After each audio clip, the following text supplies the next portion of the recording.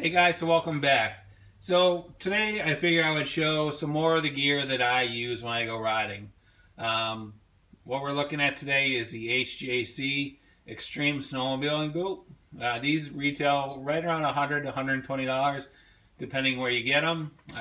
This is my second year using these boots. Prior to this I had an old set of Truckee boots. I think Artiva bought them out, and I don't even think you can get them anymore. But anyway, that's a story for another time. So so what's nice about these boots is they're not that expensive, and I think anybody that's in the sport of snowmobiling will quickly acknowledge, depending on what you're doing, the cost of gear can really get out of control, right? You may buy a sled for $2 or $3 grand to get into it, and then you realize, oh, I have to go buy boots, you have to go buy a coat, you have to buy bibs, a helmet, gloves, and everything else. And your $2,000 purchase for a snowmobile, you maybe end up spending $1,000 to $1,500 in gear if you're not careful, right?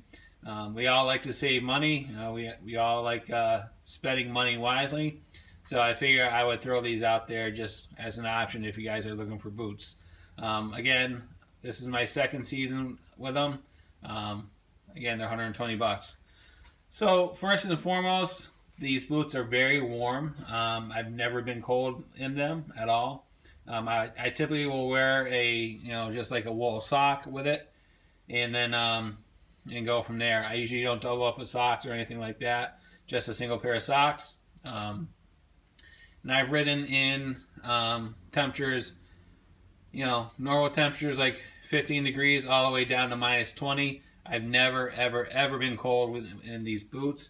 I've never had any type of water infiltration with them. I've never even felt that my feet were getting wet in them. So that they do stay warm and dry, which is nice. These are a size 12. My foot is a size 10. Typically, when you're going to buy boots, you really always want to go like a size to a size and a half bigger to allow for socks and whatever else that you're going to wear when you go into the boot. Because the last thing you want to do is, when you get a boot, is have it to be too small, and then it constricts the blood flow in your feet, and that's typically what will cause your feet to get cold, right? So always bear that in mind. If you're going to buy boots, always get a size or two bigger than your normal foot, right? So what's nice about these boots is they have kind of like the string system up front, where the little clasps that will catch the drawstring. You can really cinch it up tight to make a nice seal, right, on both sides. It's all leather on the uppers. The bottom is some type of rubber compound where it seals out any moisture or any water. So again, in the event that you do step in a puddle or anything like that, your feet should still stay warm and dry, right? Nice aggressive pattern on the sole. So if you need to get up on the running boards, you don't have to worry about it being a slick surface. You are going to have some traction when you go to set your foot down.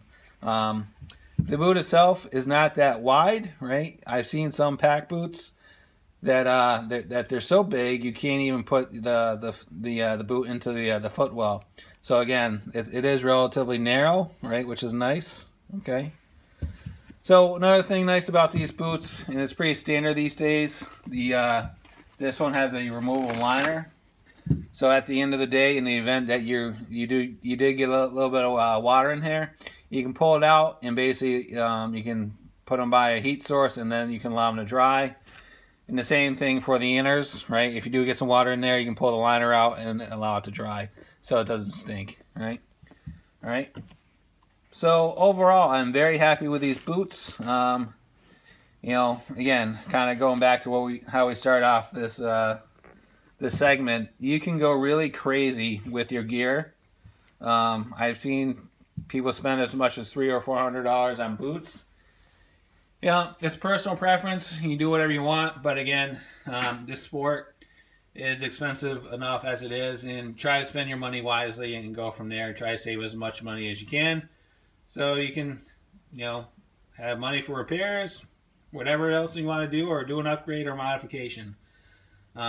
So again, if you like this video, go ahead and give me a thumbs up. If you like what you saw, go ahead and subscribe to my channel. I would love to have you part of my community. If there's any questions, comments, concerns, go ahead and leave them in the comments box. I'll try to get back to you as soon as I can. And as always, thanks for watching and have a great day. Bye.